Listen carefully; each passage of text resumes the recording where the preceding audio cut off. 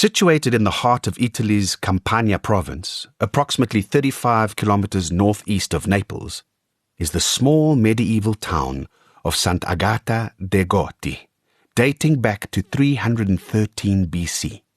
The town is built on a fascinating accumulation of ancient architecture and is surrounded by picturesque, rolling hills. This region is home to buffalo mozzarella, and it gifted pizza to the world. There, within the town's ancient walls, more than 100 years ago, my father was born. My grandfather died at 47 from bronchial pneumonia, a tragedy that left my father with adult responsibilities at a young age. The eldest of 4 brothers and now head of the family, he was the sole provider. After school, he'd spend his days tending to their cattle in the surrounding hills and chopping firewood to help make ends meet. Decades later, when my wife, Megan, and I visited my family in Italy, we traced my father's footsteps into those hills.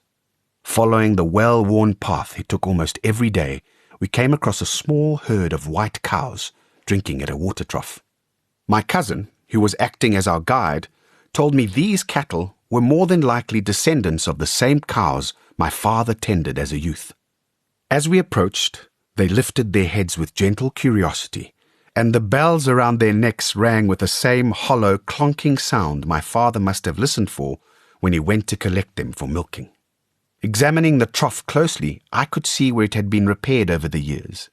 It was really old. This had to be where my father quenched his thirst after a hard day's work chopping wood, I thought.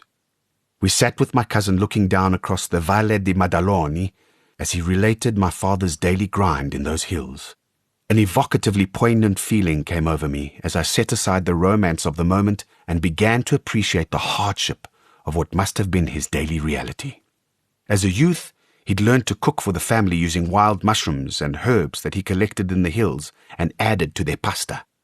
This way, he managed to provide good food using minimal ingredients and a lot of imagination, a necessary adaptation for survival at the time. His true culinary talent and flair for cooking would be revealed only later in life and many thousands of kilometers away. By the time my father reached the age of 20, he had completed less formal schooling than was required to find meaningful work in Caserta or Naples. Instead, he applied to enroll in a Roman Catholic seminary in the nearby town of Benevento. However, before he could enter the program, World War II broke out. Benito Mussolini's fascist state was conscripting all able-bodied young men to send them to North Africa.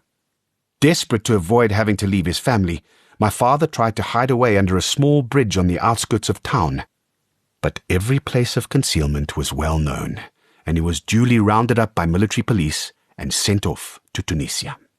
He spent a year fighting on the front lines in the North African desert until his capture by Allied forces in 1943. From there, he was shipped out to South Africa as a prisoner of war and spent the remainder of the war in a camp known as Zondervater. Located at Cullinan, about 40 kilometers north of Johannesburg, the camp accommodated over 100,000 Italian POWs.